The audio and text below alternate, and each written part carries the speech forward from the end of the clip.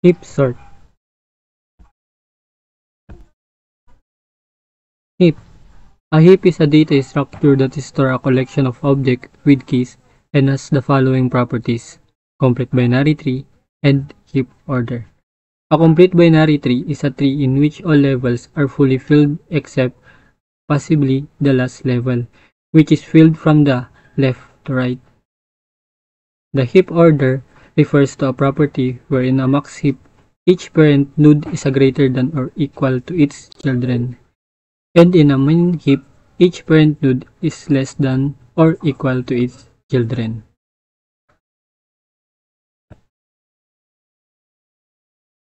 There is two types of heap sort: max heap sort and min heap sort.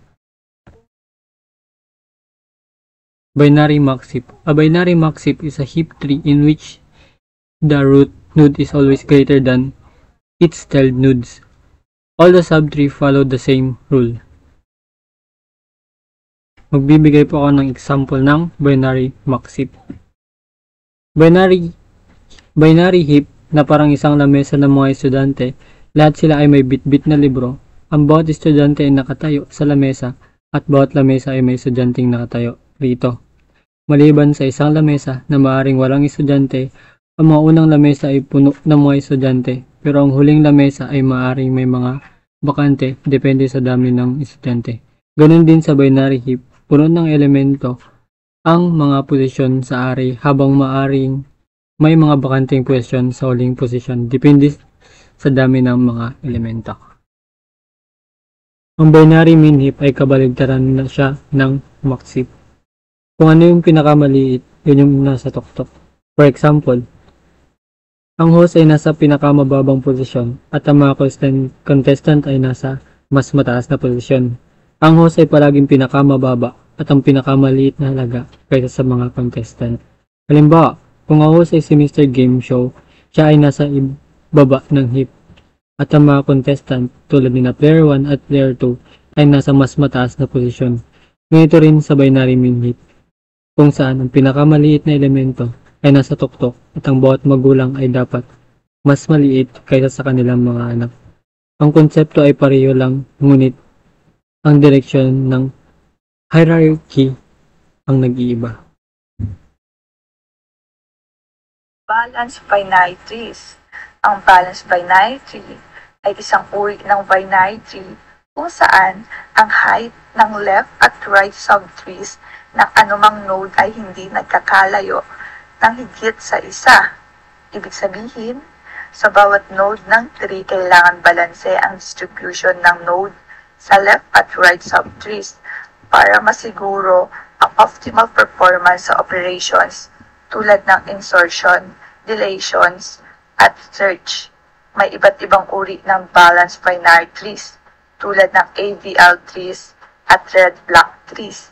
Sa AVL trees, ang difference sa height ng left at right subtrees ay hindi lalampas sa isa.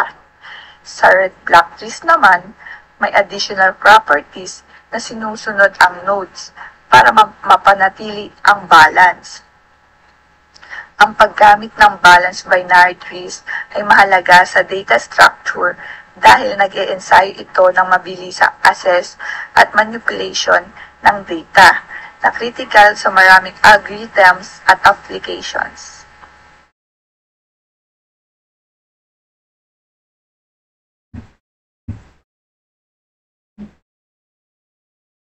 Left justified binary trees. Ang left justified binary tree ay isang uri ng binary tree kung saan lahat ng node ay pinupuno mula kaliwa papunta sa kanan sa bawat level bago lumipat sa susunod na level. Sa madaling salita, ang bawat level ng tree ay puno mula kaliwa bago magsimulang punan ang susunod na level. Sa isang left justified binary tree, ang lahat ng node sa bawat level ay puno bago lumipat sa susunod na level.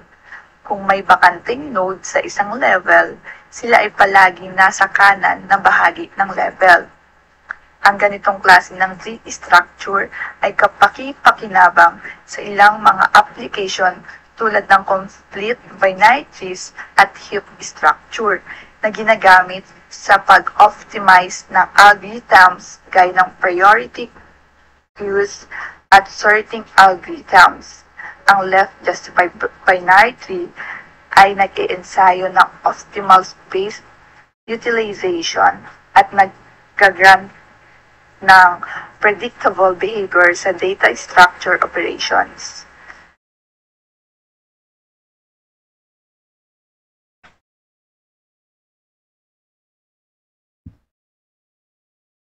Heap property. Ang heap property ay isang mahalagang katangian ng heap data structure. Ang isang heap ay isang specialized tree-based data structure na sumusunod.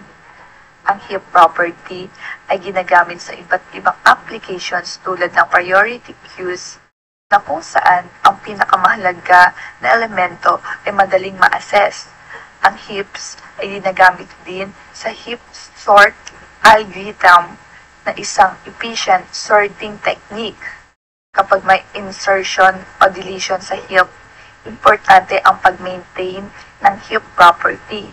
Ito ay ginagawa sa pamamagitan ng mga operasyon tulad ng heapify para may siguro na ang tree ay patuloy na sumusunod sa min heap o max heap property pagkatapos ng bawat pagbabago sa structure.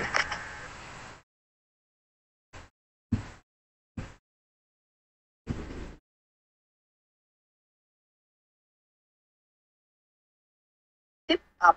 Ang zip-up ay isang operation sa heap na ginagamit para ibalik ang heap property pagkatapos mag-insert ng bagong element sa heap. Kapag nagdagdag ka ng bagong element sa dulo ng heap, maaari masira ang heap property.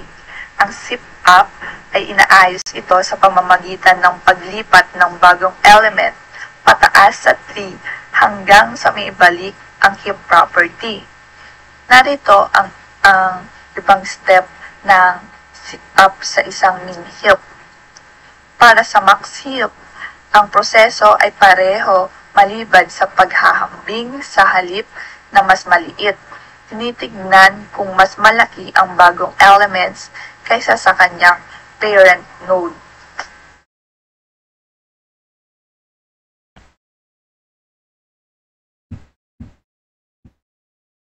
Constructing a heap tree.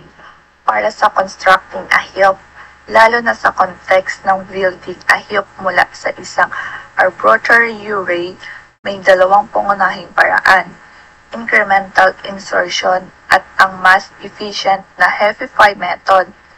Ang heapify method, particular ang build heap o heapify down, ay mas karaniwang ginagamit dahil sa mas magandang performance.